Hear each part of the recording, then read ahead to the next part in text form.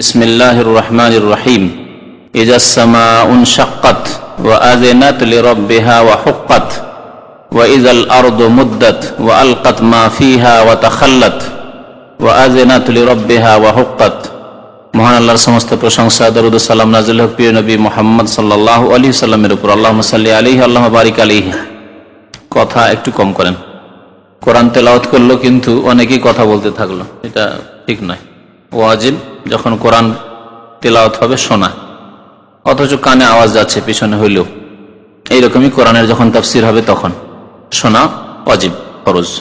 ওয়াইযা কুরিয়াল কুরআনু ফাসতামিউ লাহু ওয়া আনসিতু লাআল্লাকুম তুরহামুন। যখন কোরআনের তেলাওয়াত করা হবে, সে তেলাওয়াতই হোক আর তাফসিরই হোক, ফাসতামিউ, আল্লাহ বলেন শোনো এবং নীরব থাকো।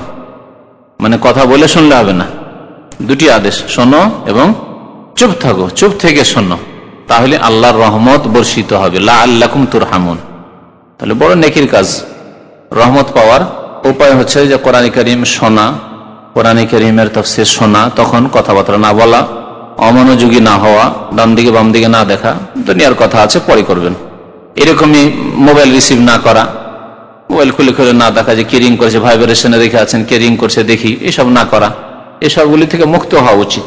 আধা ঘন্টা 1 ঘন্টা যদি বন্ধ রাখেন, আমি বারবারই বলি যে 5 বছর আগে পকেটে মোবাইল ছিল না, তা আমরা কি মরে যেতাম না? আমাদের কোনো অসুবিধা হতো? কোনো অসুবিধা হতো না। ওইরকম মনে করেন যে আমি 5 বছর পূর্বে আছি, 5 বছর আগের মানুষ আমি, তো এরকম মনে করলে হলে একটু আসলে। তো যাক, আসল কথার দিকে ফিরে আসি। তা হচ্ছে সূরা ইনশিকাকের তাফসীর। এই সূরার নাম হচ্ছে সূরাতুল ইনশিকাক। এই ইনশিকাক নামকরণ কেন হলো, মানে এই সূরার নাম সূরা ইনশিকাক কেন? এই সূরার প্রথম আয়াতে আল্লাহ পাক বলছেন ইযাস সামাউন শাক্কাত। এই ইনশাক্কাতের মাসদার, উৎস শব্দ হচ্ছে ইনশিকাক। ইনশিকাক, ইনশাক্কা ইয়ানশাক্কু ইনশিকাকান, এই যে মাসদার। এই ইনশাক্কাত শব্দ থেকে এর সূরার নাম হয়েছে ইনশিকাক। ইনশিকাক মানে ফেটে যাওয়া, সহজ ভাষা বিদীর্ণ হওয়া, ফাটল ধরা, হচ্ছে ইনশিকাকের অর্থ। এই সূরা হচ্ছে মক্কি সূরা। সূরা হচ্ছে মক্কি সূরা। এর আগে অনেকবারই হয়তো বলেছি, আবার স্মরণ করিয়ে দেওয়ার জন্য বলছি। মক্কি সূরা চিনবেন কি করে? কেমন করে চিনবেন যে এটা মক্কি সূরা অথবা মাদানী সূরা? চেনার কোনো উপায় আছে? এক তো সংজ্ঞা, সেটা হচ্ছে পড়ে জানা। যে তাফসীর পড়লেন আর দেখলেন যে তাফসীর সূরাতুল ইনশিকাক ওয়া হিয়া মাক্কিয়াত, এটি হচ্ছে সূরা ইনশিকাকের তাফসীর, আর এই সূরাটি হচ্ছে মক্কি সূরা। এটা পড়ে শুনে ইলম হাসিল করে জানলেন। কিন্তু না, আপনার সামনে তাফসীর নেই, একটা সূরা সামনে দেখছেন, বাহ্যিক চেনার কোনো উপায় আছে কি নেই? প্রশ্ন আলাদা। বুঝতে পেরেছেন? কি কি লক্ষণ আছে কিয়ামতের? আপনি ঠিক আছে, খানিক হ্যাঁ, আকারে ছোট। কি আকারে ছোট? সূরা আকারে ছোট, আয়াতগুলি ছোট, একে অপরকে মোটামুটি করে হেল্প করে করে এগিয়ে যাচ্ছে। 2টি লক্ষণ আছে, একটা বাহ্যিক লক্ষণ, একটা হচ্ছে আভ্যন্তরীণ লক্ষণ, মানে অর্থগত লক্ষণ, একটা হচ্ছে শব্দগত লক্ষণ বা ভাষাগত লক্ষণ। ভাষাগত লক্ষণ হচ্ছে যে মক্কি সূরাগুলির আয়াতগুলি ছোট ছোট, লম্বা আয়াত নয়, 1 লাইনের বেশি যাবেই না, বরং 1 লাইনের 2-3টি আয়াত। দেখেন এখানে ইযাস সামাউন শাক্কাত ওয়া আযিনাত লিরাব্বিহা ওয়া হুক্কাত ওয়া ইযাল আরদু মুদ্দাত, 3টি আয়াত 1 লাইনে আছে। আমার কাছে যে তাফসীর কোরআন আছে তাতে 1 লাইনে 3টি আয়াত আছে, ঠিক না? পক্ষান্তরে মদিনার সূরা, এক একটি আয়াত চলে গেছে 2 লাইন, 4 লাইন, 5 লাইন, 10 লাইনে চলে গেছে। ইন কুনতুম ফি রাইবিন মিম্মা নাযালনা আলা আবদিনা ফাতু বিসূরাতিন মিন মিসলিহি ওয়া দু শুহাদাকুম মিন দুনিল্লাহি ইন কুনতুম সাদিকিন। তো এটা হচ্ছে বাহ্যিক, দেখলে এটা সূরা দেখলে ছোট ছোট আয়াত, তার মানে সম্ভাবনা বেশি। যদিও আপনি অকাট্য ইলম বলতে পারবেন না, ব্যতিক্রম হইতে পারে, কিন্তু ধরে নিতে হবে অধিকাংশ ক্ষেত্রে যে ছোট ছোট আয়াত দেখছি, তার মানে এই সূরাটি হচ্ছে মক্কি সূরা। এটা হচ্ছে শব্দগত লক্ষণ, ভাষাগত লক্ষণ। অর্থগত লক্ষণ হচ্ছে যে মক্কি সূরাগুলিতে আকীদার কথা, বিশ্বাসগত যেগুলি বিশ্বাসের বিষয়, ঈমানিয়াত, সেগুলি নিয়ে আলোচনা হয়েছে। শুধু আখিরাত আর কিয়ামত নয়, আল্লাহর তৌহিদ, তৌহিদের দাওয়াত প্রথম, রিসালাতের প্রতি ঈমান, কিতাবের প্রতি ঈমান, আখিরাতের প্রতি ঈমান, জান্নাত জাহান্নামের প্রতি ঈমান, এই রকমের আযাবের কথা, আল্লাহর শিরক সম্পর্কে আলোচনা, তাওহীদ, শিরক, আকীদা, আখিরাত, হিসাব, জাযা, সাজা, এগুলি নিয়ে যেগুলিতে আলোচনা হয়েছে। তো অর্থের দিক দিয়ে এগুলি পাবেন। আপনি দেখেন এই সূরা তাফসীর যখন পড়বেন দেখবেন যে এতে আলোচনা হয়েছে হিসাবের কথা, আলোচনা হয়েছে কিয়ামত হওয়ার কথা, কিয়ামত হলে কিভাবে পৃথিবী ধ্বংস হবে, আসমান ধ্বংস হবে, আসমান বিদীর্ণ হবে ইত্যাদি ইত্যাদি, জমিনের কি অবস্থা হবে, সূর্যের কি অবস্থা হবে ইত্যাদি। এই দুটি লক্ষণ। আর তৃতীয় বিষয় হচ্ছে আপনি পড়ে শুনে জানেন যে সূরা বাকারা কি, সূরা ফাতিহা কি, সূরা ইনশিকাক কি, সূরা নাস, ফালাক মক্কি না মাদানী, পড়ে শুনে তাফসীর পড়ে। কিন্তু পড়ার আগে আপনার খুলেছেন মাত্র, এখন পড়ার সুযোগ সুবিধা হয়নি, বা অনেকের পড়ার সুযোগ সুবিধা ওইভাবে নেই, বা তার সামনে ওইরকম তাফসীর নেই হয়তো তার কাছে। তাহলে অনুমান করতে পারে মোটামুটি যে এই সূরাগুলি মক্কি হতে পারে অথবা মাদানী হতে পারে। যখন মক্কির লক্ষণ বললাম তাহলে মাদানী লক্ষণ এর বিপরীত, তার মানে আয়াতের দিক দিয়ে কি হবে, বড় আয়াত হবে সাধারণত, সাধারণত বলবেন, কখনো কখনো ছোট আয়াত হয়তো মদিনা নাযিল হয়েছে, কিন্তু সাধারণত বেশিরভাগ। আর শব্দের দিক দিয়ে, অর্থের দিক দিয়ে মাসলা মাসাইল বেশি আলোচনা হয়েছে। আছে জান্নাত জাহান্নামের কথা আলোচনা আছে, কিন্তু মাসলা মাসাইলের কথা বেশি রয়েছে নামাজের কথা, জাকাতের কথা, হজের কথা, সিয়ামে রোজার কথা। দেখেন এগুলি কোথায় আছে, মাদানী সূরায় আছে। হিজাব, পর্দার কথা ইত্যাদি ইত্যাদি, আরো বিভিন্ন মাসলা মাসাইল, হালাল হারামের কথা, সুদের কথা। তো আসুন এখন তাফসীরের দিকে। আল্লাহ পাক ইরশাদ করেছেন ইজাস সামাউন শাক্কাত, কিয়ামতের পূর্ব অবস্থা, যখন কিয়ামত হবে, পৃথিবী ধ্বংস হবে, যখন আকাশ বিদীর্ণ হয়ে যাবে, যখন আকাশ ফেটে যাবে, আকাশে ফাটল ধরবে, চূর্ণ বিচূর্ণ বিশাল আকাশ, মজবুত আকাশ, কত হাজার হাজার বছর থেকে তৈরি হয়েছে, কখনো রিপেয়ারিং করতে হয়নি, মেরামত করতে হয়নি, কখনো কোন রকমের ব্যতিক্রম দেখা যায়নি যে ভেঙে পড়তে পারে। আর সেই আকাশ, এত মজবুত আকাশ কি হয়ে যাবে, বিদীর্ণ হয়ে যাবে, ভাঙচুর হয়ে যাবে। ওয়া আযানাত লিরাব্বিহা ওয়া হুক্কাত, সেই সময় সেই আকাশ তার রবের আদেশ পালন করবে, কথা শুনবে, আনুগত্য করবে। তিনটির কোন একটি অর্থ করতে পারেন। আযেনা মানে কান লাগানো, কান লাগিয়ে শোনা। ওজন, ওই জন্য ওজন বলে কাকে, কানকে। তো ওজন যে শব্দ আছে কান, ওর মানে ওই ওজন থেকে এখানে ফেল ক্রিয়া আল্লাহ পাক উল্লেখ করেছেন ওয়া আযানাত লিরাব্বিহা। আযানাত মানে ওই আকাশ, এর কর্তা হচ্ছে, ফাইল হচ্ছে হিয়া, সে কে, আকাশ। অর্থাৎ আযানাতিস সামাউ লিরাব্বিহা, আকাশ তার রবের কথা শুনবে, কান লাগিয়ে কথা শুনবে যে আল্লাহ কি বলছেন আমাকে, এবং শুনে কি করবে, মানবে, আনুগত্য করবে। এজন্য কেউ কেউ আনুগত্যের কথা শুনবে, আনুগত্যের অর্থ করেছে। শাব্দিক অর্থ হচ্ছে কান লাগিয়ে শোনা। আসল ওয়া আযানাত লিরাব্বিহা, আকাশ তার রবের আল্লাহ পাকের কথা শুনবে, আনুগত্য করবে, মানবে। কি আল্লাহ আদেশ করেছেন, যে আকাশ ফাটো, চূর্ণ বিচূর্ণ হয়ে যাও, আল্লাহর আদেশ। আযানাত লিরাব্বিহা, শুনে নেবে, চূর্ণ বিচূর্ণ হয়ে যাবে, আল্লাহর আদেশ। কোন হয়ে যাও, ধ্বংস হয়ে যাও, ধ্বংস হয়ে যাবে। ওয়া হুক্কাত, আল্লাহ বলছেন, এবং এটি তার জন্য উচিত, হক। আল্লাহর আদেশ মান্য করা, আল্লাহর আনুগত্য করাই হচ্ছে তার হক। কারণ আল্লাহ সৃষ্টি মানুষের মতো অবাধ্য নয়, নাফরমান নয়, যে মানুষকে আল্লাহ সৃষ্টি করলো আর সিজদা করে কবর মাজারকে, সিজদা করে দেবী দেবতাকে। নামাজ পড়েন, আল্লাহর আদেশ হয় না, আল্লাহকে সিজদা করেন না। আল্লাহ 5 ওয়াক্ত নামাজ ফরজ করলেন সৃষ্টি করার পরে, যে বান্দা তোমাকে আমি আমার ইবাদতের জন্য সৃষ্টি, ওয়া মা খালাকতুল জিন্না ওয়াল ইনসা ইল্লা লিয়াবুদুন, আমি আমার নামাজ পড়তে পারবো না, আর পারলে আমি ফজর পড়তে পারি না, আসমান এই কাজ করবে না, এরকম নাফরমান নয়। ওয়া হুক্কাত, এর জন্য এটি হচ্ছে হক, এই হচ্ছে এর তাফসীর। তার জন্য এটি উচিত, এটাই তার জন্য হওয়া উচিত যে সে আনুগত্য করবে, তাই সে আনুগত্য করবে।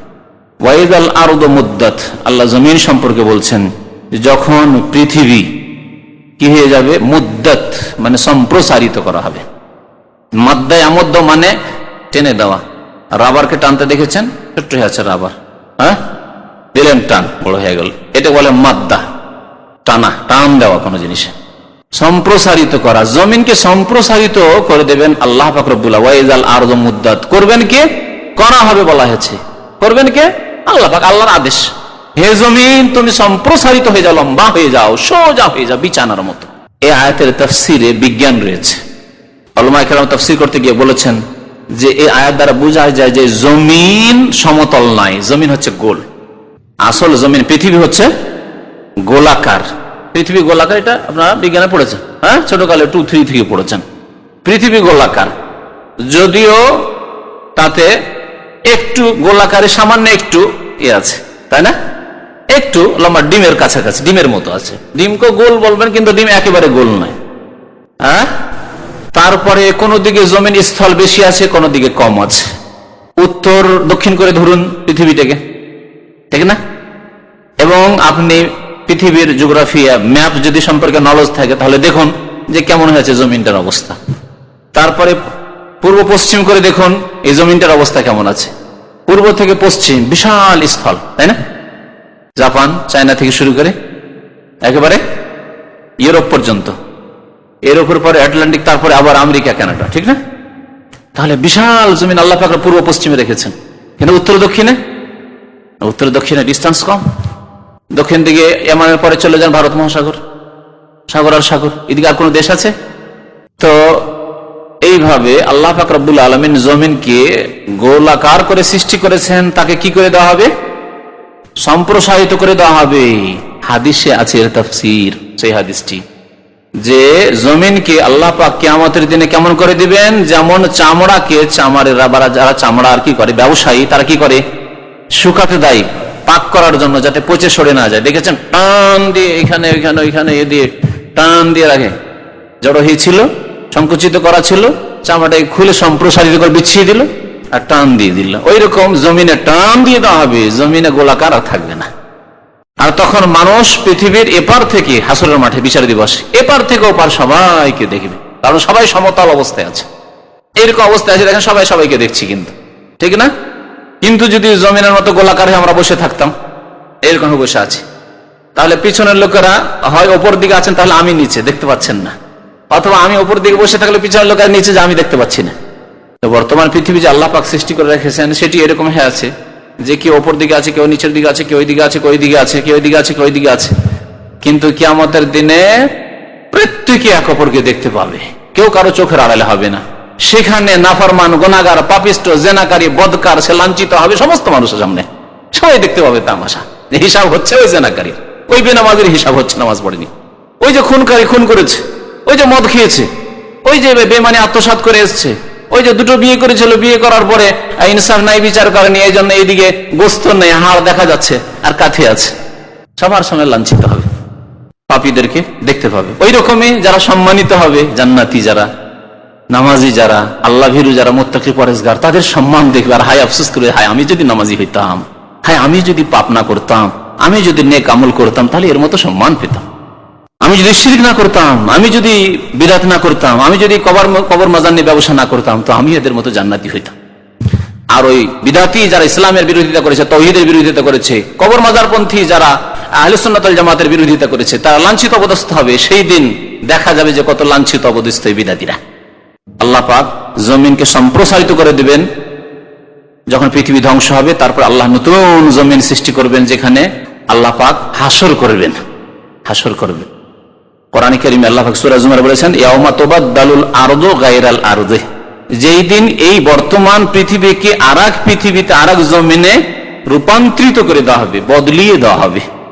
ইয়াউমা তুবাদদালুল আরদু গায়রাল আরদি ওয়াস সামাওয়াত, এবং আকাশকেও রূপান্তরিত করে দেওয়া হবে, বদলিয়ে দেওয়া হবে। ওয়া বারাজু লিল্লাহিল ওয়াহিদিল কাহ্হার, এবং সারা পৃথিবীর সমস্ত সৃষ্টিকুল আল্লাহর সামনে হাজির, উপস্থিত হবে, জবাবদিহি, মানুষের হিসাব, জিনের হিসাব, জবাবদিহি শুরু হবে।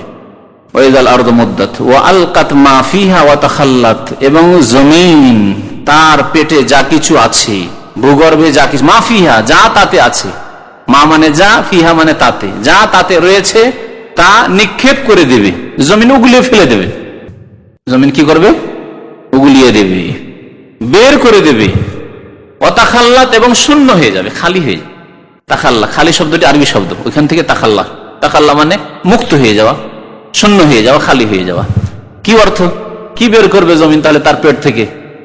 হ্যাঁ, যে যত লোক মারা গেছে, কত লোক আদম আলাইহিস সালামের জামানা থেকে আজ পর্যন্ত মারা গেছে, সব কিন্তু মাটির পেটে আছে, মাটির পেটে আছে।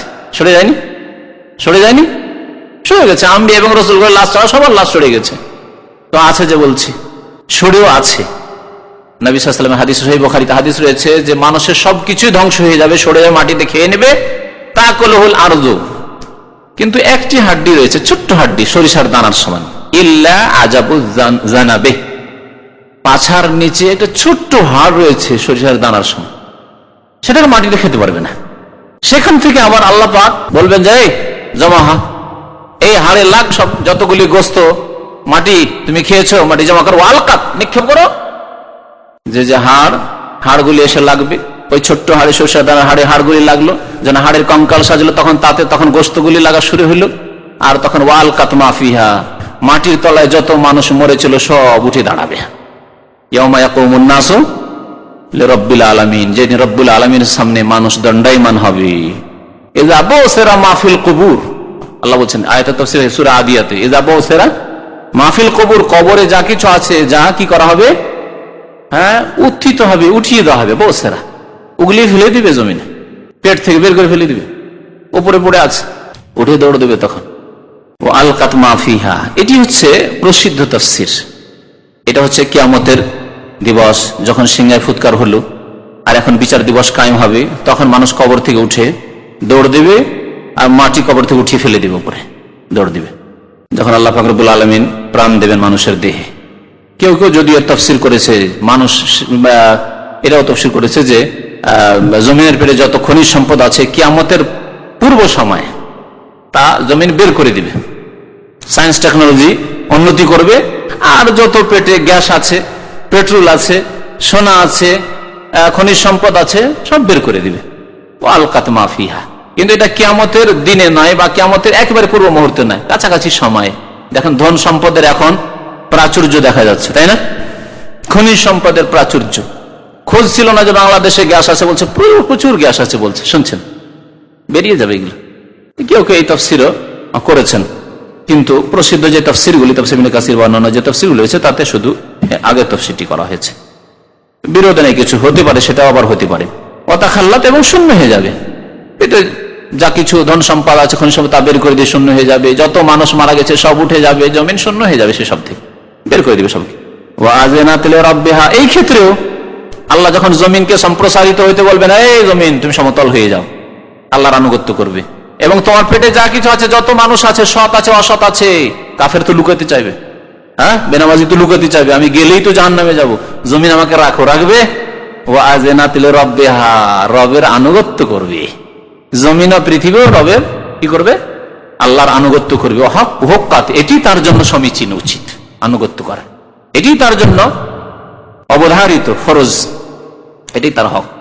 ইয়া আইয়ুহাল ইনসান, হে মানব সকল, আল্লাহ পাক সম্বোধন করেছেন মানুষকে যে হে মানুষ, মুসলিম কাফের, সৎ অসৎ, ভালো মন্দ, সমস্ত মানুষকে আল্লাহ সম্বোধন করেছে। ইয়া আইয়ুহাল ইনসান, হে মানুষ, ইন্নাকা কাদেহুন, তুমি কঠোর পরিশ্রমকারী, ইন্নাকা কাদেহুন ইলা রাব্বিকা কাদহান, নিঃসন্দেহে তুমি কঠোর পরিশ্রমকারী। সত্যি মানুষ কঠোর পরিশ্রমকারী, কত রকমের যে পরিশ্রম করছে, প্রত্যেকে নিজ নিজ ক্ষেত্রে পরিশ্রম করছে, কেউ বসে নেই।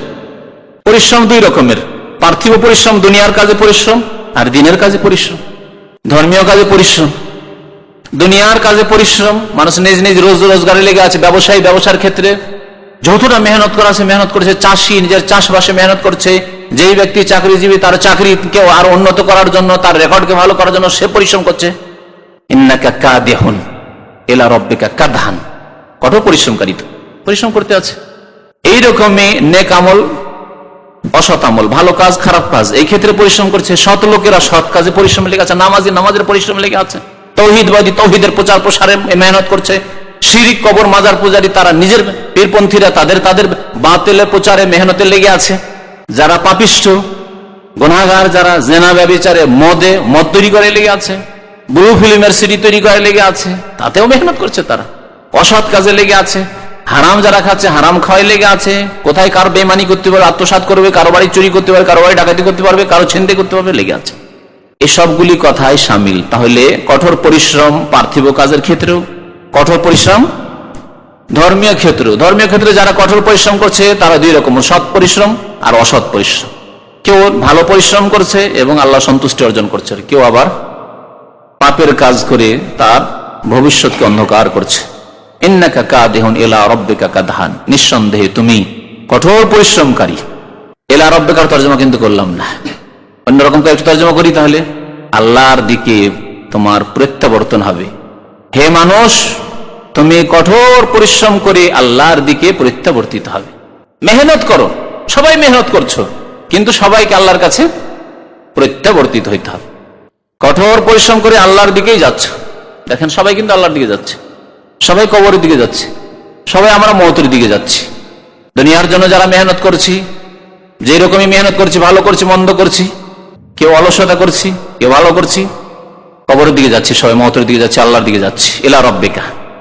যারা দিনদারি পরেশগারির মেহনত করছে, নামাজ রোজা হজ যাকাতের মেহনত করছে, নেক আমলের মেহনত করছে, তারা আল্লাহর দিকে যাচ্ছে। যারা পাপের কাজে ডুবে আছে, এতে তাদের পরিশ্রম লাগিয়ে দিচ্ছে, রাজনৈতিক দলগুলির পেছনে তাদের চরম পরিশ্রম লাগিয়ে রেখেছে, তারাও কিন্তু মওতের দিকে যাচ্ছে, কবরের দিকে যাচ্ছে। তাহলে আবার এভাবে তর্জমা করেন, ইয়া আইয়ুহাল ইনসান, হে মানব সকল, নিঃসন্দেহে তুমি কঠোর পরিশ্রম করে যাচ্ছ আল্লাহর দিকে। ফামুলাকি, সুতরাং তুমি তার সাথে সাক্ষাৎ করবে। মোলাকির দুটি তাফসীর করা হয়েছে, একটি হচ্ছে তার সাথে, মানে কার সাথে? আল্লাহর সাথে তুমি সাক্ষাৎ করবে। ফামুলাকি, সুতরাং তুমি শীঘ্রই আল্লাহর সাথে সাক্ষাৎ করবে। আল্লাহর সাথে শীঘ্রই সাক্ষাৎ করবে। এখনো তো একজন লোকের বয়স 20 বছর, তাহলে যদি সে 70-80 বছর বাঁচে, তাহলে অনেক সময় আছে তো মনে হয়, তাই না? অনেক সময় আছে। এটাকে বোঝানোর জন্য একটা খুব সুন্দর কথা লিখেছেন শাইখ হোসেন রহমতুল্লাহ আলাইহ, যে আগামী যেটা আছে সেটা মনে হচ্ছে আমার অনেক সময় আছে। হয়তো অনেকে যারা দুনিয়াদার মানুষ, দুনিয়ামুখী মানুষ, তারা মনে করছে যে এখনো সময় আছে, এখনো সময় আছে। তাকে আরেকটা হিসাব করতে বলেন, যে আগামীটা না বলে আপনি অতীতটা বলেন, যে আপনার বয়স মোটামুটি যে 40 হয়ে গেল, কেমন মনে হচ্ছে? 40টা বছর যে চলে গেল, মনে হচ্ছে পানির মতো চলে গেছে। এই তো আমি প্রাইমারি ছাত্র ছিলাম, এই তো আমি বাচ্চাদের সাথে আমার বাচ্চা সাথী সঙ্গীদের সাথে খেলাধুলা করতাম, আর এখন সেসব ছেলেদের বাবা হয়ে গেছি, ওই রকম বড় বড় ছেলে আমার হয়ে গেছে। এই তো সেই দিন আমি মাধ্যমিক পাশ করলাম, এই তো সেই দিন আমি ছাত্র ছিলাম, মনে হচ্ছে। মনে হয় নাকি এরকম? মনে হচ্ছে। সৌদি আরবে আসা 10 বছর হয়ে গেছে, কারো 20 বছর হয়ে গেছে, এই তো এলাম সৌদি আরব, মনে হচ্ছে। তাহলে অতীত যেটা চলে গেছে খুব শর্ট মনে হচ্ছে, খুব শর্ট মনে হচ্ছে। তো ওই রকমই মনে রাখবে যে যদিও তোমার 20, 40, 50, 60, 80 বছরই বয়স এখনো বাকি থাক, কিন্তু খুব দ্রুত তুমি আল্লাহর সাথে মোলাকাত করবে, আল্লাহর সাথে সাক্ষাৎ খুব তাড়াতাড়ি তোমার হবে। তারপরে মানুষ, পৃথিবীতে সময় লম্বা লাগে। এই পৃথিবীতে জাগ্রত অবস্থায় মানুষকে সময় লম্বা লাগে, কিন্তু ঘুমন্ত অবস্থায় সময় লম্বা লাগে না। এ সম্পর্কে কোনদিন, এর রহস্য কোনদিন চিন্তা করেছেন? সারা রাত, রাত 8টার সময় শুয়েছেন, ফজর হয়ে গেছে, অনেক সময় ফজর ছুটে গেছে, সূর্য উঠে গেছে, মনে হচ্ছে এই তো ঘুমাইলাম 1 ঘন্টা আগে। ঘড়ি দেখছেন, হয়েছে রাত 12টা বেজেছে কিনা, চিন্তা করছেন হয়তো রাত 11টা হয়েছে, এরকম অনেক সময় মনে হয় না? কেন? কিন্তু দিন অনেক সময় পার হয় না, জাগ্রত অবস্থায় দিন পার হয় না। রাত্রে যদি ঘুম না আসে তো রাত পার হয় না, আর ঘুমিয়ে গেলে কখন যে রাত পার হয়ে গেছে, ফজর চলে গেছে, সূর্য উঠে গেছে, ডিউটি ছুটে গেছে, গাড়ি চলে গেছে, কোনো হুঁশ নেই। এমনটা কেন? মানুষ যখন জেগে থাকে তখন দুনিয়ার চিন্তা, দুশ্চিন্তা, টেনশন সব এখানে মগজে, তখন সময় খুব দীর্ঘ লাগে। কষ্টের রাত, শোকের রাত বড় লম্বা হয়ে যায়, দীর্ঘ হয়ে যায়। আমরা ছোটকালে যখন উর্দু পড়তাম, তখন উর্দুতে একটা এইরকমই কথা পড়েছিলাম যে মুসিবত কি রাত লম্বি হতি হয়, দুঃখ মুসিবতের রাত কি হয়? লম্বা হয়। স্ত্রী মারা গেছে, ছেলে মারা গেছে, স্বামী মারা গেছে, বা আব্বা মারা গেছে, আম্মা মারা গেছেন, ওই রাত রাত পার হয় না, রাত পার হয় না। কিন্তু বাসর রাত, কখন যে ফজর হয়ে গেল, যাদের বাসর হয়েছে তারাই বুঝছে। ঘুমের সময় মানুষ কিন্তু চিন্তামুক্ত, ঘুম চলে এসছে, আর দুনিয়ার কোনো চিন্তা নেই, দুনিয়া থেকে আলাদা হয়ে গেছে, একবারে পৃথক। তখন 10 ঘন্টা ঘুমিয়ে মনে হচ্ছে 1 ঘন্টা হইলে মনে হচ্ছে কি করে ভোর হয়ে গেছে, কি করে আবার সাহারি ছুটে গেল, সূর্য উঠে গেল, নামাজ পেলাম না। বুঝতে পারছেন না? এটা যে বাস্তব সত্য, এর প্রমাণ হচ্ছে কাহাফের ঘটনা, আসহাবে কাহাফের, যে আল্লাহ পাক কোরআনে কারিমে ঘটনা বয়ান করেছেন। ওয়াল্লা বেসুফি কাহাফিন সালাসা মিয়াতিন সিনিনা ওয়াজদাদু তিসা, 300 কত বছর? 309 বছর ঘুমিয়ে থেকে উঠছে, মনে করছে যে যাই খিদে লেগেছে, খাবার নিয়ে আসি, বাজারে কেনার জন্য যাচ্ছে। যুগ চলে গেছে, সেই যুগের লোকেরা মারা গেছে, তারপরে কত যুগ চলে গেছে, কাফের বাদশা ছিল, এখন মুসলিম বাদশা হয়ে গেছে, দেশের কয়েন্স, টাকা পয়সা, সেগুলি সব চেঞ্জ হয়ে গেছে, কারেন্সি চেঞ্জ হয়ে গেছে, হতভম্ব সব। যে কোথা থেকে কোন যুগের, পুরানো যুগের টাকা নিয়ে এসছে বাজার করার জন্য, খোঁজ খবরই না, মনে করছে যে কিছুক্ষণ শুয়েছে। ওজাইর আলাইহিস সালাম যখন বেহুশে, আল্লাহ পাক রব্বুল ফামা তাহুল্লাহ মিয়াতা আমিন আছে না কোরআনে কারীম সূরা বাকারায়, 100 বছর আল্লাহ শুয়ে রেখে দেন মদ দিয়ে, কেমন করে তুহিল মত, আল্লাহ কেমন করে তুমি মৃত্যুকে জীবিত করো। আল্লাহ মত দিয়ে দিলেন, 100 বছর মরে পড়ে থাকলো। তারপর আল্লাহ উঠালেন, আল্লাহ উঠার পরে জিজ্ঞেস করছেন কালা কামলা বেস্তা হেউ যায়, কতদিন এরকম ঘুমিয়ে থাকলে, শুয়ে থাকলে, মানে মতের অবস্থা থাকলে, একদিন হবে মনে হয়, আর না হলে অর্ধেক দিন হবে, সকাল থেকে দুপুর অথবা দুপুর থেকে বিকেল, হয়তো এরকম হবে।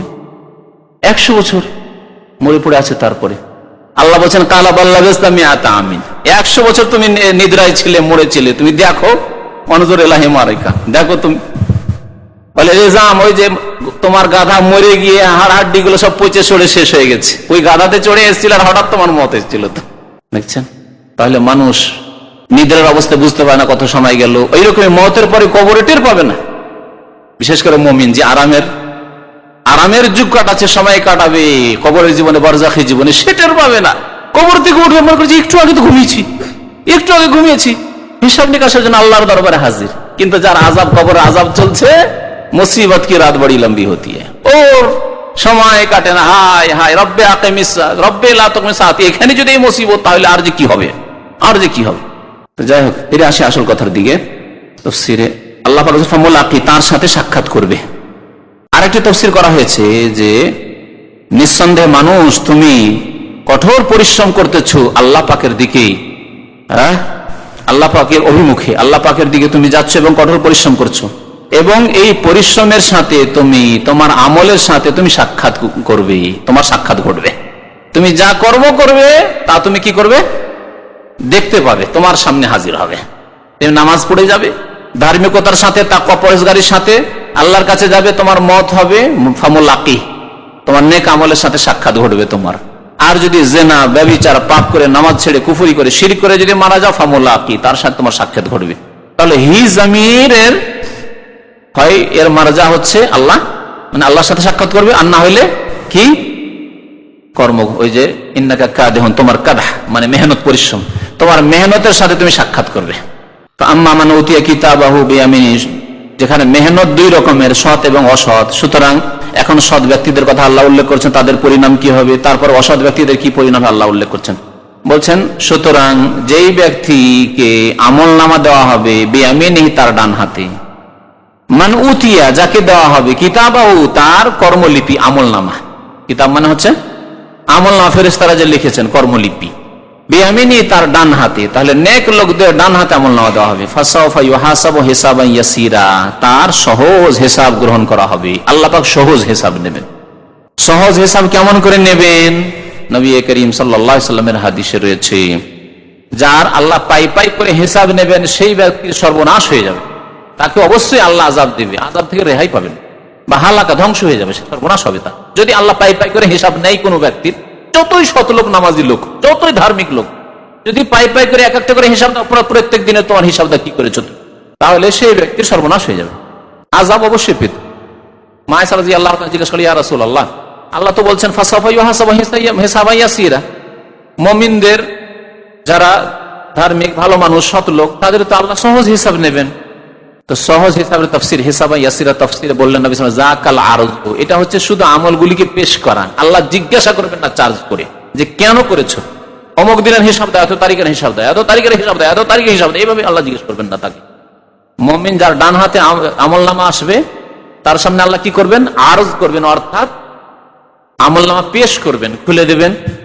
ওই হাদিস রয়েছে সহিহ বুখারীতে, আল্লাহ বান্দাকে ডাকবেন, ডান হাতে যে আমলনামা পাবে তাকে, আমলনামা পাওয়ার আগে আর বলবেন, হাল আমেল তাকাজ, এই কাজটি করেছো, এই কাজটা করেছো, এই কাজটা করেছো, এই কাজটা করেছো, যে ভুলগুলি করেছে, ছোটখাটো ভুল করেছে, এই ভুলগুলি করেছো, বা বড় ভুল করে থাকলে তওবা করেছে, খালেস অন্তর থেকে মাফ হয়ে গেছে, কিন্তু ভুলগুলি করেছে, রেকর্ড আছে, আল্লাহ দেখাবেন।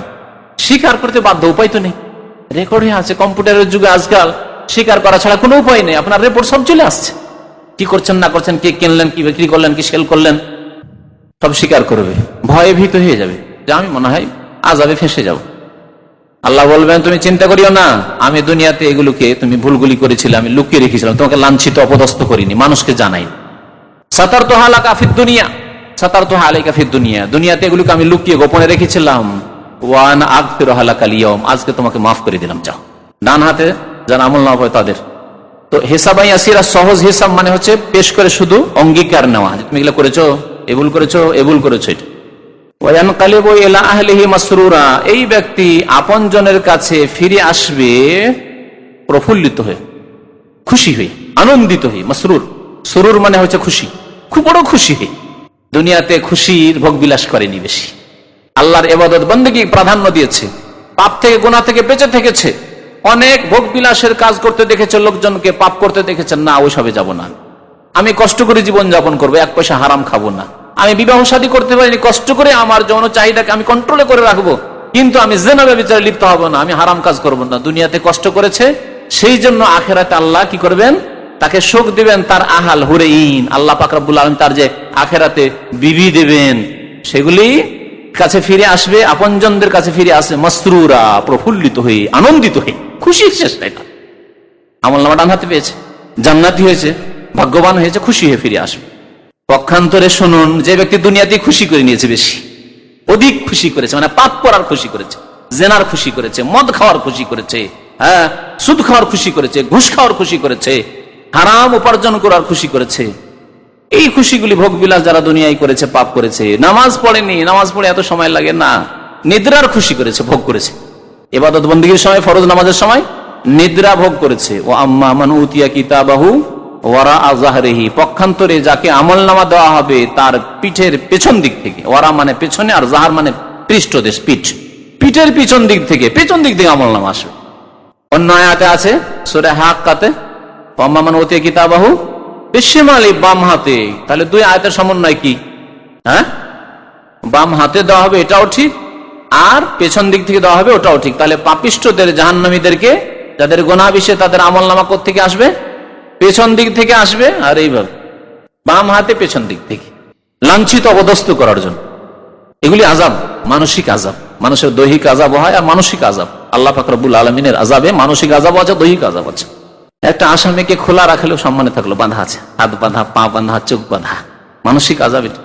যদিও ভালো ভালো খাবার দেওয়া হচ্ছে তাকে, এত সুন্দর ঘর তার ছিল না, হয়তো ফাটা ঘর ছিল, হ্যাঁ পুরনো ঘর ছিল, তোকে পাকা বিল্ডিং এ রেখেছে তাকে জেলখানায়, কিন্তু মানসিক অশান্তিতে আছে। তো মানসিক আযাব আর দৈহিক আযাব বাম দিক থেকে দেওয়া হবে এবং পিছন দিক, বাম হাতে দেওয়া হবে, পিছন দিক। এর কি হবে? ফাসাউফা ইয়াদউ সুবুরা, যখন দেখবে যে বাম হাতে আমলনামা আসলো, পেছন দিক থেকে আসলো, তখন সেই ব্যক্তি মৃত্যুকে আহ্বান করবে। সবুর মানে হচ্ছে হালাক, ধ্বংস, ধ্বংসকে আহ্বান করবে, মানে মওতকে আহ্বান, হায় যদি মরে যেতাম, ইয়া লাইতানি কুনতু তুরাবা ওয়া ইয়াকুলুল কাফিরু ইয়া লাইতানি কুনতু তুরাবা, হায় যদি মাটি হয়ে যেতাম, মরে মাটিতে মিশে যেতাম, আর যদি আমাকে জীবিত না করা হইতো, এই হিসাব না হইতো, মত যদি হয়ে যেত। ইয়াদউ সুবুরা, মতকে আহ্বান করবে, হায় মরে যেতাম। দুনিয়াতে যখন মানুষের বিপদ আপদ আসে, যাদের ঈমান দুর্বল, তকদিরের উপর, আল্লাহর উপর, তারা কি করে? হায় যদি মরে যেতাম, হায় যদি মত হয়ে যেত, এই জীবন চাইতে ভালো ছিল। ওয়ায়াসলা সাইরা, এবং প্রবেশ করবে সাইর, অর্থাৎ জ্বলন্ত আগুনে, বা সাইর জাহান্নামের নাম যা বলা যেতে পারে, সাইর নামক জাহান্নাম অথবা জ্বলন্ত আগুনে। সাআরা ইউসাইরু মানে আগুনকে জ্বালানো, তো জ্বলন্ত আগুনে প্রবেশ করবে। ইন্নাহু কানা, কেন জাহান্নামে প্রবেশ করবে? কারণ কানা ফি আহলিহি মাসরুরা, নিজ আপনজনদের কাছে পৃথিবীতে অত্যন্ত আনন্দিত ছিল, খুব ভোগবিলাস করেছে, জেনা করেছে, মদ খেয়েছে, খুন করেছে, হারাম কাজ করেছে, সুদ খেয়েছে, ঘুষ খেয়েছে, বড় বড় বাড়ি বানিয়েছে, রাতারাতি বড় লোক হয়েছে, হেরোইন গাঁজার ব্যবসা করেছে। একজন মানুষ বেতন পেয়ে হালাল ইনকাম করে তার চলে যাচ্ছে, 50 বছর চলে যাচ্ছে, নিজের একটা বাড়ি বানাতে পারে না। আর একজন মানুষ হারাম ব্যবসা করে, মদের ব্যবসা, সিনেমা হলের ব্যবসা, আর হিরোইন আর গাঁজার ব্যবসা করে 5 বছরের মধ্যে কোটি কোটি টাকা, টাকা যে কোথায় রাখবে, কোন ব্যাংকে, দেশ বিদেশে, সারা বিশ্বে ছড়িয়ে আছে। খেতে পেত না, রাজনীতি করতে গিয়ে, পলিটিক্স করতে গিয়ে, যখন এমপি হলো, মিনিস্টার হলো, তখন টাকা পয়সার অভাব নেই, আত্মসাৎ করেছে দেশের সম্পদ। ইন্নাহু কানা ফি আহলিহি মাসরুরা, পৃথিবীতে খুব ভোগ বিলাস করেছে, মন্ত্রী ভবনে বসেছে, সরকারি ভবন পেয়েছে, সরকারি খরচে পৃথিবীর সফর করেছে, কম জাতির ধন সম্পদ নষ্ট করেছে, অথচ দেশের গরিব মিসকিন খেতে পায় না, তাদের বাড়ি নেই, ঘর নেই, রাস্তা নেই, ঘাট নেই তাদের। ইন্নাহু কানা ফি আহলি মাসরুর, আগেই যেহেতু সে আনন্দ উৎসব করে ফেলেছে পৃথিবীতে, সুতরাং এখন ওয়াসলা সাইরা, জাহান্নামে যাবে। আর যারা পৃথিবীতে কষ্ট করেছে, তারা আখিরাতে পরিবার পরিজন নিয়ে, হুরাইনদেরকে নিয়ে কি হবে? তার আগের আয়াত আল্লাহ কি বললেন? ওয়ানকালিবু ইলা আহলিহি মাসরুরা, নিজের পরিবার পরিজনের কাছে ফিরে যাবে হিসাব নিকাশ পেয়ে, ডান হাতে আমলনামা নিয়ে দৌড় দিবে নিজের পরিবার পরিজনের কাছে। স্ত্রী জান্নাতি তার কাছে দৌড় দিবে, ছেলে মেয়ে জান্নাতি তার কাছে দৌড় দিবে, তাদেরকে নিয়ে গলায় লাগাবে আর হিরোইনদের কাছে যাবে। খুশির শেষ নেই।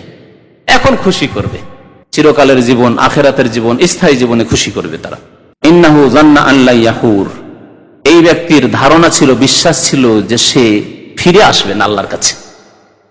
আল্লাহর কাছে হিসাব দিতে হবে, নামাজের প্রথম হিসাব হবে, নামাজে ফেল, সবকিছুতে ফেল, এসব বিশ্বাসই করতো না। ওর ধারণাই ছিল না আল্লাহর কাছে কোনোদিন আসতে হবে আর ধরা খেতে হবে। ইন্নাহু জান্না, তার এইরকম ভ্রান্ত ধারণা ছিল যে আল্লাহ ইয়াহুরা, সে ফিরে আসবে না। ইয়াহুরা মানে ইয়ারজিয়া, সে আল্লাহর কাছে ফিরে আসবে না। মরার পরে আল্লাহ পাক জীবিত করবেন না, হিসাব নেবেন না, জবাবদিহি করতে হবে না, জান্নাত জাহান্নাম নেই, সব খেয়ালই ছিল না। হয় বিশ্বাসই ছিল না কাফেরদের মতো, আর না হলে এই জাতিগত বিশ্বাস থাকলেও এগুলোর জন্য কোনো কর্মতৎপরতা ছিল না। আজকাল অধিকাংশ মুসলিমদের অবস্থা কিন্তু এরকম, জন্মগত ভাবে মুসলমান, জান্নাত জাহান্নাম এগুলি শুনে থাকি, বাপ মার কাছ থেকে শুনেছি, বড়দের কাছ থেকে শুনেছি, হুজুরদের ওয়াজ মাহফিলে শুনি, কিন্তু এই ক্ষেত্রে কর্মতৎপরতা, কোনো মেহনত নেই যে জান্নাতে লাভ করব, জান্নাত লাভ করব, জান্নাতে যাব, জাহান্নাম থেকে বাঁচবো, এরকম কোন রকমের কর্মসূচি নেই, আমল নেই, ফারাইজ নেই, ওয়াজিবাত নেই, হারাম থেকে বেঁচে থাকা নেই। তাদের অবস্থা এরকম। ইন্নাহু জান্না, তাদের ধারণা ছিল, কাফের থাকলে একই ছিল যে যাবোই না, কোনোদিন হিসাবই হবে না, উঠাবে না। আর মুসলিম হইলেও তাদের এইরকমই ধারণা ছিল যে কি এসব কথাবার্তা, আল্লাহ ইয়াহুর, কোনোদিন আল্লাহর কাছে ফিরে আসতে হবে না। বালা, আল্লাহ বলছেন অবশ্যই অবশ্যই ফিরে যেতে হবে। ইন্না রাব্বাহু কানা বিহি বাসীরা, নিঃসন্দেহে তার রব, তার প্রতিপালক তাকে প্রত্যক্ষ করছেন, দেখছেন আল্লাহ পাক যে কি করছো না করছো পৃথিবীতে, এবং আল্লাহ দেখে রেখেছেন, আল্লাহ পাকের ফেরেশতা নোট করে রেখেছেন, আল্লাহর কাছে ফিরে আসতে হবে, সব নিকাশ হবে। ফালা উকসিমু বিশ-শাফাক, এর লা হচ্ছে অতিরিক্ত, এর মানে না নয়। এই কসমের আগে যতগুলি লা এসেছে কোরআনে কারিমে, সেগুলি হচ্ছে তাকিদের জন্য বা সতর্ক সাবধান করার জন্য, নার জন্য নয়। সুতরাং এর অর্থ কি? ফালা উকসিমু মানে উকসিমু, আমি কসম করি, আল্লাহ বলছেন আমি কসম করি, আমি শপথ করি। বিশ-শাফাক, শাফাক বলা হয় সন্ধ্যাবেলা সূর্য ডুবে যাওয়ার পরে পশ্চিম দিকে যে লাল আভা থাকে, লাল আভা থাকে, লাল হয়ে থাকে পশ্চিম দিক বেশ কিছুক্ষণ ধরে, যতক্ষণ মাগরিবের টাইম। হাদিসে বলা হয়েছে মাগরিবের সময় হচ্ছে সূর্য ডুবা থেকে শুরু করে এলা গিয়াবিশ শাফাক বা হাত্তা ইজা গাবাশ শাফাক, যতক্ষণ পর্যন্ত লাল দিকে লাল হয়ে রয়েছে পশ্চিম আকাশে, ততক্ষণ পর্যন্ত মাগরিবের সময় আছে। যখন সেটা গায়েব হয়ে যাবে, নজর থেকে হারিয়ে যাবে, তখন এশার সময় শুরু হয়ে গেছে। হ্যাঁ, সন্ধ্যা লালিমা বললেন, সন্ধ্যা লালিমার অর্থ করেছে, এর আরেকটা অর্থ করেছে। হ্যাঁ, অস্তরাগ মানে সূর্য অস্ত হচ্ছে, ওই অস্তরাগ, অস্তযুক্ত রাগ, কথা বুঝতে পারলেন? আর আমি যে ভাষাটা বুঝালাম ওটা অন্য তাফসীর থেকে যেটা খুব সহজ বুঝতে, যে পশ্চিম শাফাক মানে হচ্ছে আল হোমরা, বাদল গুরুব, তো হোমরাটাকে বলে লাল, হঠাৎ লাল আভা বলা হয় আমাদের সহজ ভাষা। পশ্চিম দিকে লাল আভা সূর্য ডুবে যাওয়ার পর, এর আমি শপথ করছি, আল্লাহ বলছে এই সময়ের বা ওই লাল আভার আমি শপথ করছি। ওয়াল্লাইলি, এবং রাতের শপথ করছি। ওয়ামা ওয়াসাক, এবং রাতে যেসব বস্তুর, যেসব জিনিসের কি হয় সমাবেশ ঘটে। ওয়াসাকা মানে জামা, রাত যেসব জিনিসকে একত্রিত করে, মানে রাতে যেসব জিনিসের সমাবেশ ঘটে। রাতে কিসের সমাবেশ ঘটে? চাঁদ। হ্যাঁ, শুধু চাঁদ। রাতে প্রত্যেকে নিজে নিজের ঘরে বাসায় ফিরে আসে। তাহলে আল্লাহ পাক এই আয়াতে প্রত্যেক প্রাণীর, প্রত্যেক মখলুকের কসম করেছেন। রাত হলে আপনি বাড়ি ফিরে আসেন, আমি বাড়ি ফিরে যাই, সবাই কাজকর্ম শেষ, রাত হয়েছে, বাড়িতে টান দেন, সব ঘরে ঘরে ঢুকছেন। হ্যাঁ, মোরগ মুরগি দেখবেন তারা দিন চড়ছে চড়ছে, যেমনই সন্ধ্যা হয়েছে সব মুরগির, আমরা কি বলি বলবে, কি বলে, খোয়ার, খাঁচা, সহজ ভাষা খাঁচা, ঠিক বলেছে।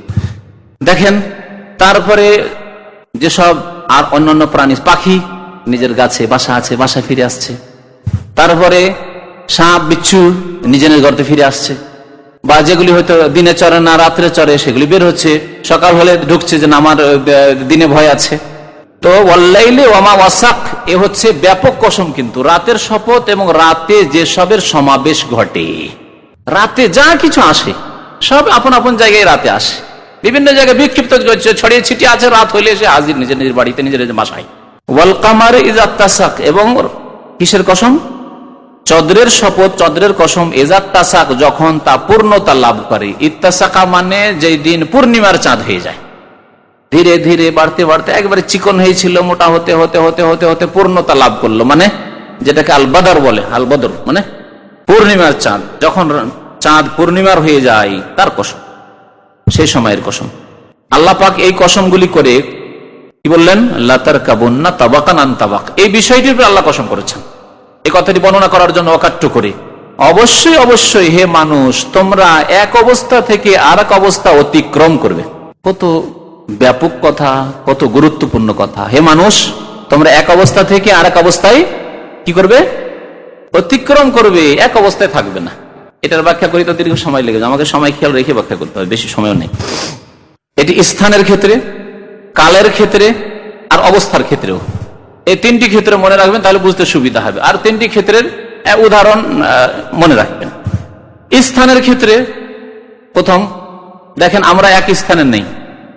জন্ম হয়েছে মামার বাড়িতে বা নানার বাড়িতে, হ্যাঁ, তারপরে বাল্য জীবনে লালিত পালিত হয়েছেন বাবার বাড়িতে, দাদার বাড়িতে, তারপরে হাই স্কুল পড়েছেন, তখন কোনো জায়গায় লজিং খেয়েছেন কেউ হয়তো, হ্যাঁ, বা অন্য কোথাও থেকেছেন, বা হোস্টেলে থেকেছেন।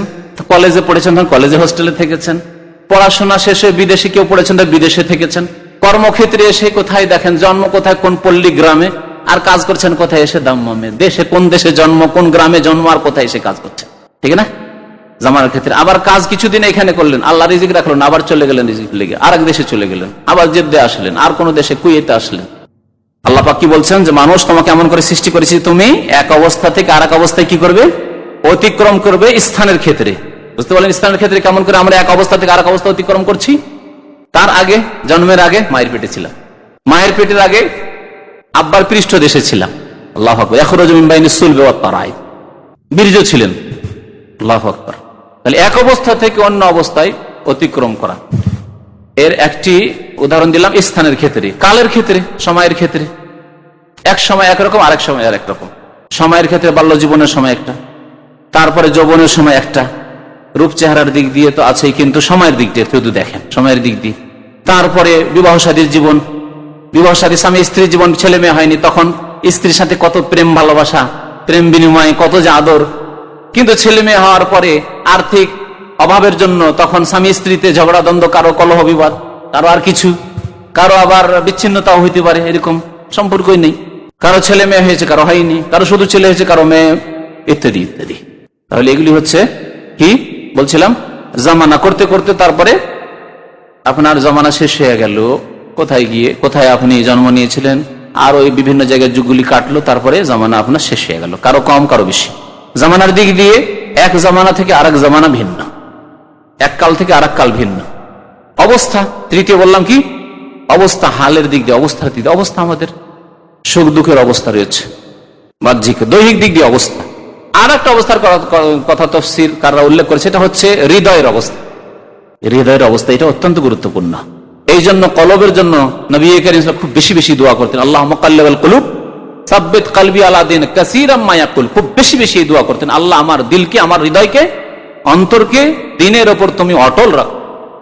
একজন লোক হয়তো আগে খারাপ ছিল, যৌবনকালে খারাপ ছিল, তারপরে ভালো হয়ে গেছে, ভালো হয়ে যায় থাকে শেষ যুগে তো আরো ভালো, আলহামদুলিল্লাহ।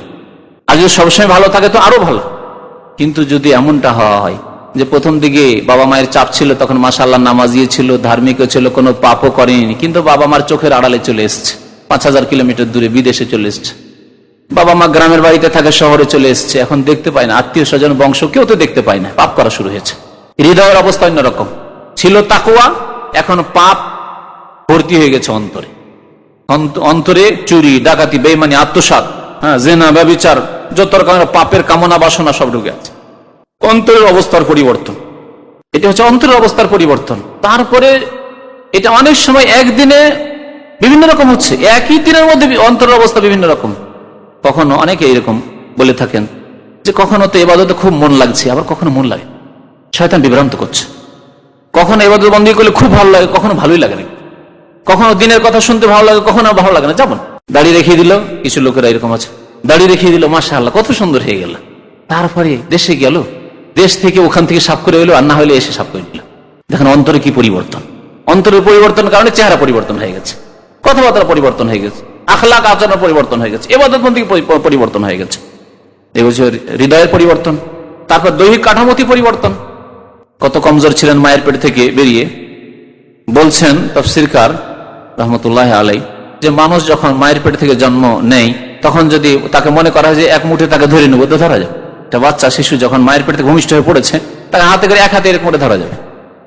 এটা শুধু আপনার ছেলে আমার ছেলে কেন, আমাকেও আপনাকেও, আপনার ওপর আমার ওপর এমন একটা সময় এসেছিল যে আপনাকে হাতে করে আপনার মা নাচাতে পারতো, বাবা নাচাতে পারতো, তাই না? খেলনা ফুটবলের মতো। আর সেই লোকটির অবস্থার পরিবর্তন, দৈহিক অবস্থার পরিবর্তন এমন যে এখন ওজন আপনার 80 কিলো, যৌবন একবারে, বয়স 18 বছর, 20 বছর, 22 বছর, কত শক্তি, কত শক্তি শরীরে। ধীরে ধীরে ধীরে ধীরে 40, 45, 50, 60 যখন হইল দুর্বল, কমজোর। আল্লাহ খালাকাকুম মিন যাফিন, আল্লাহ বলছেন তোমাকে দুর্বল করে সৃষ্টি করেছি। সুম্মা জাআলা মিন বাদি যাফিন কুওয়াতান, তারপরে দুর্বলতার পরে আল্লাহ পাক রব্বুল আলামিন কি করেছেন? কুওয়াত দিয়েছেন, শরীরে শক্তি দিয়েছেন, সবল করেছেন, যৌবন। যে কোনো কাজ কঠোর পরিশ্রম করেছেন, যে কোনো সিদ্ধান্ত নিয়েছেন, রাত দিন মেহনত করেছেন, কোনো ক্লান্তি আসেনি। তারপরে কি হয়েছে? সুম্মা জাআলা মিন বাদি কুওয়াতিন যাফান ওয়া শাইবা, তারপরে এরপরে চলে এসেছে দুর্বলতা এবং বার্ধক্য, বুড়ো হয়ে গেছেন, অচল অবস্থা। তাহলে কালের ক্ষেত্রে, স্থানের ক্ষেত্রে, আর কি বললাম, অবস্থার ক্ষেত্রে, তিনটি ক্ষেত্রে আল্লাহ কথা বলেছেন যে মানুষ তোমরা অবশ্যই অতিক্রম করবে এক অবস্থা থেকে আর এক অবস্থার দিকে। এটি হচ্ছে মানুষের জীবন। আসলে ফামা লাহুম লা ইউমিনুন, তাদের কি হয়ে গেছে? আল্লাহ বলছেন, জিজ্ঞাসা করছেন কি হয়ে গেছে মানুষের, যে তারা ঈমান নিয়ে আসে না, কুফরি করে, নামাজ পড়ে না, শিরিক করে, কেন ঈমান সুন্দর করে না তারা? ওয়াইদা করিয়া আলাইহিমুল কুরআনু লা ইয়াসজুদুন, এবং তাদের উপর কোরআন তেলাওয়াত করা হলে তারা সিজদা করে না। কাফেরের সামনে যদি কোরআন তেলাওয়াত করা হয় তো সিজদা করবে? করবে না। এটি ছিল কাফের মুশরিকদের আচরণ নবী সাল্লাল্লাহু আলাইহি জামানায় যখন কোরআন নাযিল হইতো। সুতরাং মুমিনদের সামনে যদি কোরআন তেলাওয়াত করা হয় আর সিজদায় তেলাওয়াত আসে, তাহলে কি করতে হবে?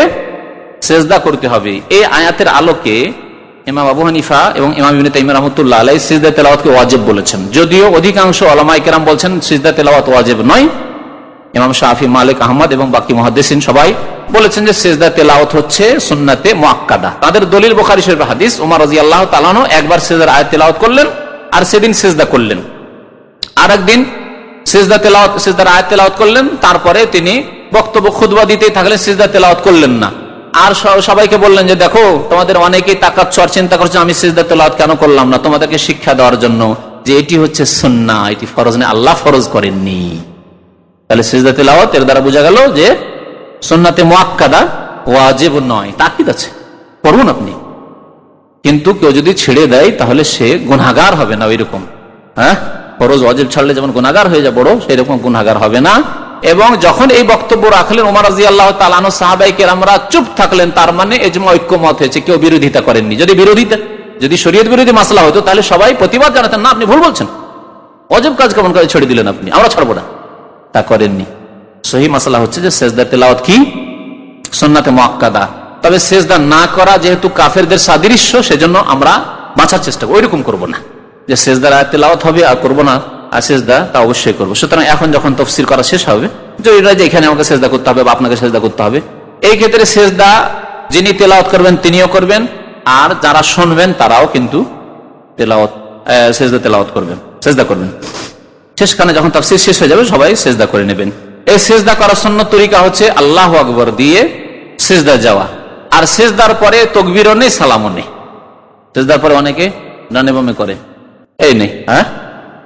নামাজের মধ্যে যদি হয় তাহলে তাকবীর দিয়ে যেতে হবে। নামাজের মধ্যে যখন সিজদা তেলাওয়াত করলেন তাহলে তাকবীর দিয়ে যাবেন, আর উঠবেন তখন তাকবীর দিয়ে উঠবেন। কারণ নবী সাল্লাল্লাহু আলাইহি ওয়াসাল্লাম বলেছেন নামাজের মধ্যে প্রত্যেকটি নাড়াচাড়াতে আল্লাহর নবী কি করতেন সাল্লাল্লাহু আলাইহি ওয়াসাল্লাম?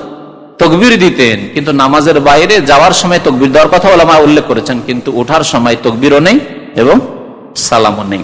তো আল্লাহ পাক বলছেন যখন কোরআন তেলাওয়াত করা হয় তখন কাফেরদের আচরণ হচ্ছে যে তারা সিজদা করে না। বালিল্লাযিনা কাফারু ইউকাযযিবুন, বরং কাফেরদের চরিত্র হচ্ছে যে মিথ্যা মনে করা, ইউকাযযিবুন মিথ্যা প্রতিপন্ন করা, আল্লাহকে মিথ্যা মনে করা, আল্লাহর কিতাব কোরআনকে মিথ্যা মনে করা, আল্লাহর বিধানকে মিথ্যা মনে করা, রাসূলকে মিথ্যা মনে করা, সত্যকে হককে মিথ্যা মনে করা, তাওহীদকে মিথ্যা মনে করা। ওয়াল্লাহু আ'লামু বিমা ইউউন, এবং আল্লাহই ভালো জানেন যে তাদের অন্তরে কি লুকায়িত আছে। ইউউন মানে ভিতরে কি ঢুকানো আছে, তাদের অন্তরে কি আছে, ভালো আছে, ঈমান আছে না কুফরি আছে, তাওহীদ আল্লাহর একত্ব আছে না শিরক আছে, সুন্নতের আগ্রহী না বিদাতি কাজে আগ্রহী, নেক কাজে আগ্রহী, সততা আছে অন্তরে, না হিংসা, বিদ্বেষ, শত্রুতা, পাপের কামনা বাসনা, জেনা, ব্যভিচার, সুযোগ পেলে মদ খাওয়া, হারাম খাওয়া, ফিল্ম দেখা, এইসব মনে ঢুকানো আছে? আছে কিন্তু মনে সবার। কারো মনে ভালো কথা আছে, কারো মনে খারাপ কথা আছে, নেই? প্রত্যেকের কিন্তু। যে ব্যক্তি সৎ, তার অন্তরে সৎ কাজের জজবা আছে, অনুপ্রেরণা আছে, আমি সুযোগ পেলে ভালো কাজ করব। আর যে খারাপ কাজ করে ওর কিন্তু ধান্দা লাগা আছে, অন্তরে কিন্তু ঢুকে আছে যে কোথাও সুযোগ পেলে জেনা, হ্যাঁ, কোথাও সুযোগ পেলে মদ, সুযোগ পেলে গাঁজা, যারা গাঁজা খায়, সুযোগ পেলে পাপ, সুযোগ পেলে থাইল্যান্ডি খেললাম, সুযোগ পেলে ফিল্ম দেখলাম, সব কিন্তু অন্তরে আছে। প্রথম অন্তরে আছে, তারপরে কলব মানুষকে হ্যান্ডেল করছে, গাইড করছে। প্রশ্ন পড়ে তো আল্লাহ পাক তাই বলছেন যে আল্লাহ ভালো করে জানেন। এই কথা মনে করবে না যে অন্তরে আমি খারাপ কথা লুকিয়ে রেখেছি, আল্লাহ জানছেন না। আল্লাহ জানছেন তোমার মনে কি আছে, রাত্রে গিয়ে কি করবে তুমি, রাত্রে এখন গিয়ে শুইবে, তোমার নিয়তে ফজরে জাগা আছে কিনা। আল্লাহ আলাম বেমায়ুন, এটাও আল্লাহ জানছেন যে অ্যালার্মটা লাগাও নাই লাগাও, নিয়তটা আছে কিনা ওটাও জানছেন। লাগালেন না যাতে মানুষ না বুঝতে পারে, লাগালে তো জানতেই পারলো, লাগালেন না। তারপরে তো অনেকে হয়তো অ্যালার্ম না লাগিয়ে বলতে পারে যে আমি নামাজে উঠে যাবো, কিন্তু অন্তরে যদি নামাজে উঠার কথা না থাকে আল্লাহ জানছেন। সাথী বন্ধু জানতে পারলো না, কিন্তু আল্লাহ জানছেন আপনার সম্পর্কে। আল্লাহ জানছেন যে তার ভিতরে কি রয়েছে।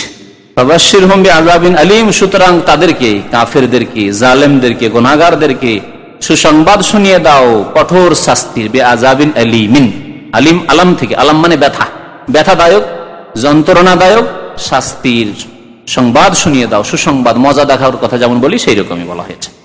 ইল্লাল্লাযিনা আমানু, তবে যারা ঈমান নিয়ে এসেছে, মুমিন হয়েছে। ওয়া আমিলুস সালিহাত, শুধু মুমিন হয় যথেষ্ট না, যে আমরা তো জাতিতে মুসলমান, যথেষ্ট না। কখন আল্লাহ শুধু ঈমানের কথা বলেননি, কি বলেছেন তার সাথে? ওয়া আমিলুস সালিহাত, এবং সৎকর্মশীল হয়েছে, ভালো কাজ গুলি করেছে। শুধু ভালো কাজ একটি না, সালেহাত হচ্ছে সালেহাতুনের জামা, বহু বচন। তাহলে সালেহাতের মধ্যে 5 ওয়াক্ত নামাজ পড়েছে, রমজান মাসে রোজা রেখেছে, পয়সার যাকাত দিয়েছে, জীবনে হজ করেছে, মাতা পিতার সেবা করেছে, মানুষের টাকা পয়সা খেয়ে মরেনি, হারাম কাজ করেনি, পাপ করেনি, সুদ খায়নি, ঘুষ খায়নি, জুয়া খেলেনি। আমিলুস সালেহাত, সৎকর্মশীল, সৎ কাজ করেছে। লাহুম আজরুন গায়রু মামনুন, তাদের জন্য পুরস্কার রয়েছে অশেষ। গায়রু মামনুন মানে যা শেষ হওয়ার নয়, গায়র মানে না, নয়, আর মামনুন মানে যা শেষ হয়ে যায়। তাহলে গায়র মামনুন মানে যা শেষ হওয়ার নয়, অর্থাৎ অশেষ।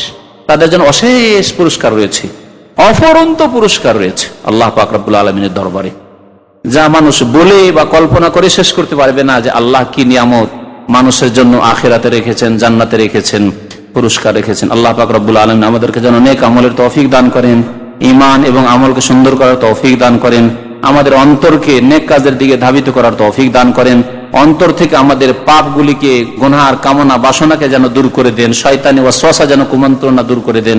আল্লাহ আমাদেরকে যেন দুনিয়াতে ও আখিরাতে পুরস্কার দান করেন, মহা পুরস্কার দান করেন। আমিন। ওয়া সাল্লাল্লাহু আলা নবিয়িনা মুহাম্মদ ওয়া আলা আলিহি ওয়া সাহবিহি আজমাইন। এখন আপনারা সবাই নিজের নিজের সিজদা করে নেন।